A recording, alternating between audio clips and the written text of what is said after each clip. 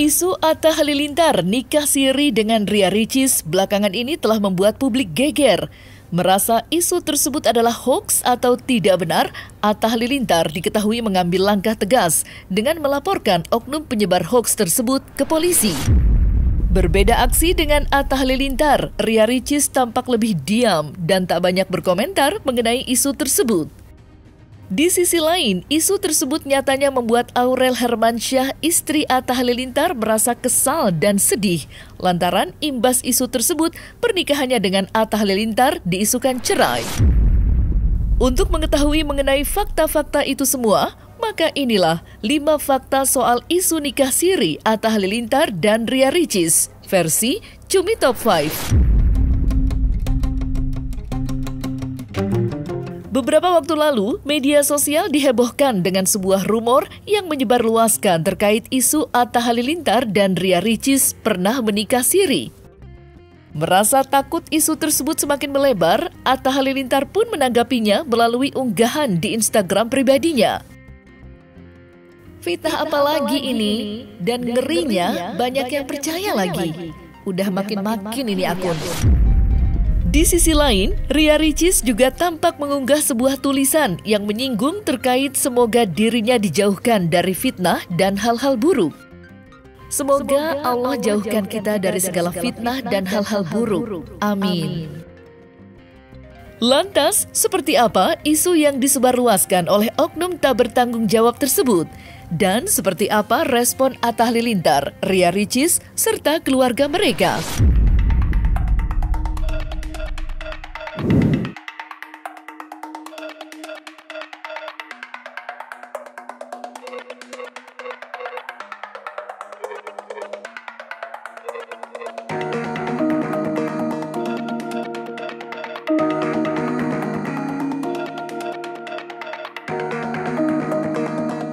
Saya nggak tahu terus terang, jadi boleh tanya langsung kepada orangnya. Saya nggak tahu apa-apa, udahlah pokoknya buat berita yang baik-baik, yang benar-benar aja ya teman-teman semua, jangan yang salah-salah. Merasa geram dengan oknum penyebar hoaks, Atta Halilintar juga diketahui mengambil langkah tegas dengan melaporkan oknum penyebar hoaks tersebut ke polisi. Lantas, seperti apa kegeraman Atta Halilintar terhadap oknum penyebar hoaks tersebut? Dan seperti apa laporan yang telah dilayangkan oleh Atta Halilintar? Doanya semoga lancar, intinya kan para rumah tangga ditanyain orang katanya lagi cerai apa kan, ada berita-berita yang dibikin soalnya saya menggugat cerai, soalnya istri menggugat cerai, terus bilang ada kasiri sama ini sama itu. Menurut saya sih ya udah, karena orang banyak ngechat katanya Bang Atta cerai apa-apa, sampai keluarga, sampai teman-teman di luar, juga sampai brand-brand sangkanya kita cerai katanya. Jadi ini menurutku beritanya kemana-mana dan ini dipakai untuk oknum-oknum ini mendapatkan view yang banyak ataupun dengan cerita-cerita yang tidak sesuai. Ya mungkin hak mereka untuk menyampaikan ya, jadi diikuti aja prosesnya, karena mereka kan punya hak juga sebagai warga negara untuk kalau mereka terganggu. Ya, jadi betul semalam saudara MA alias AH telah datang ke Polres Metro Jakarta Selatan untuk melaporkan suatu kasus yang menimpa diri. Iya, betul. Jadi yang dilaporkan undang-undang ITE ya, pencemaran nama baik. Iya, pasalnya kita terapkan 27A, kemudian junto 45 Undang-undang IT. 6 tahun dengan 6 tahun penjara, kemudian dengan denda 1M. Yang dilaporkan hanya satu, inisial WO, akun TikTok. Ya, jadi yang di situ jelas ya, mungkin rekan-rekan lihat di TikTok menuliskan bahwa saudara korban telah menikah siri dengan RR. Nah, itu yang dilaporkan. Tertulis jelas di akun inisial WO. Udah laporan untuk barang bukti sudah diserahkan di penyidik. Ya, dari video kemudian yang terlihat ya TikTok itu yang diserahkan.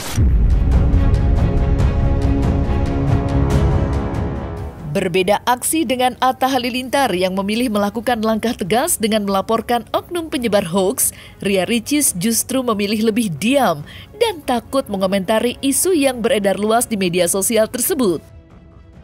Lantas, seperti apa reaksi Ria Ricis atas isu nikah siri yang beredar? Dan seperti apa keluarga Ria Ricis menanggapi itu semua? Nanti saya ngomong salah, nggak ngomong salah, takut saya. Tanya aja yang lain tanggapannya, saya nggak tahu. Saya nggak tahu, saya nggak ngerti apa-apa. Karena kita nggak terlalu ngikutin sosial media sekali, jadi nggak tahu apa-apa sih. Gitu. Tapi itu tidak benar kan? Jadi sesuatu yang nggak, ya maksudnya karena sesuatu yang nggak benar, jadi nggak perlu di kalau saya karena itu kan sesuatu yang nggak benar, ya udahlah.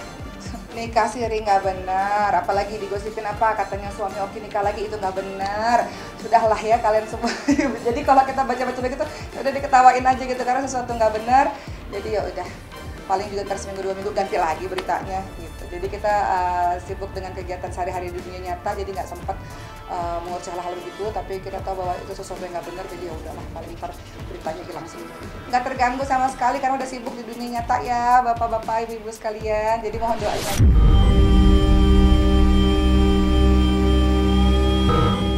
Di tengah isu nikah siri Atta Halilintar dengan Ria Ricis, Aurel Hermansyah, istri Atta Halilintar, mengaku merasa kesal atas isu-isu yang beredar luas tersebut. Ya, dalam media sosial Instagramnya, Aurel Hermansyah tampak mengungkapkan curhatannya terkait isu yang menimpa suaminya itu. Gak ngerti lagi sih sama akun-akun bodong yang bikin berita-berita fitnah. Ih, sebel banget. Lantas seperti apa respon keluarga atas curhatan Aurel Hermansyah?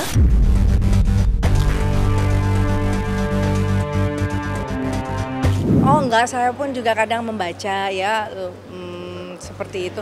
Cuma saya percaya anak-anak sangat-sangat terbuka dan pilihan mereka untuk hidup pasti dengan tanggung jawab dan resiko.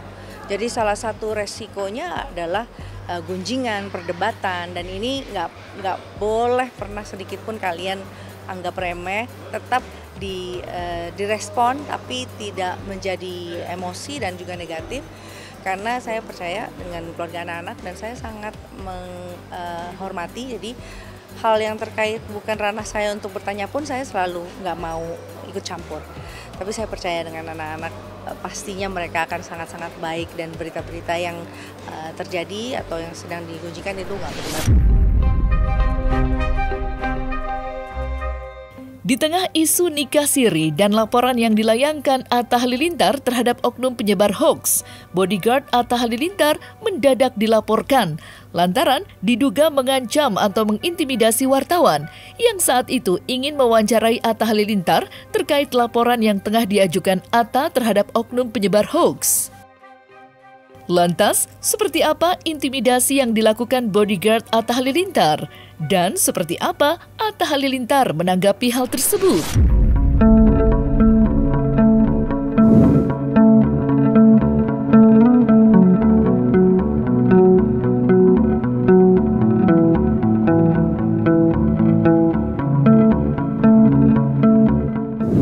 Tolong cancel saya, sempat ada saya di TV, saya culik 1 orang ya.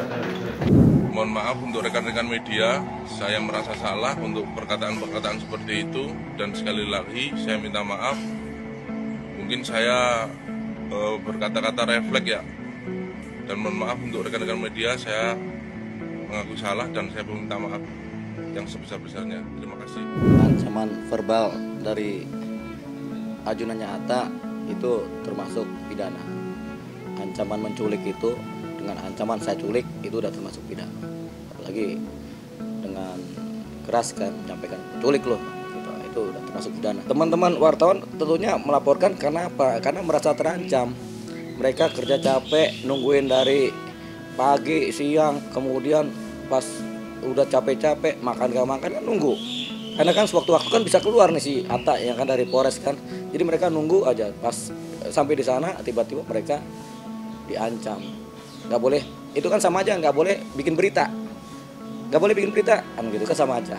Nah bahasa lebih lugasnya kalau bikin berita kita culik loh. Nah, itu yang kemudian Pertama, dianggap melanggar Undang-Undang KUHP pasal 336 ayat 1 pengancaman, gitu kan. Yang kedua, ceritanya dia si ajudan ini juga langsung otomatis melanggar pasal yang ada di Undang-Undang Pers Undang-Undang nomor 40 tahun 1999. Jadi itu dia ininya. Jadi otomatis itu langsung kena pidananya dia di 2 undang-undang sekaligus. 1 undang-undang pidana umum, 1 undang-undang pidana khusus, yaitu undang-undang pers. Karena terkait memang undang-undang pers lebih ringan 2 tahun hukumannya. Tapi kalau undang pidana umum 2 tahun 8 bulan. Tapi rata-rata kalau diputus bisa 1 tahun, 1 tahun setengah bisa itu. Kan tentu urusannya si Atta Halilintar. Jadi terkait ya connecting itu namanya kan. Karena ada Atta buat laporan, ajudannya ikut. Tentunya atas perintah dari Atta Halilintar. Nah, jadi Attanya akan dipanggil juga sebagai saksi untuk menerangkan apa benar ini si ajudannya ini memang mengawal Atta apa tidak, atau orang yang nggak dikenal, begitu kan. Jadi itu pemberian keterangan sebagai saksi. Jadi Atta ini akan menerangkan, dia harus menerangkan sebenarnya, dan dia bicara, oh ini bukan orang saya, ini bukan karyawan saya, bukan ajudan saya, ini orang yang cuma di rumah aja suka nongkrong. Nah, nggak bisa begitu.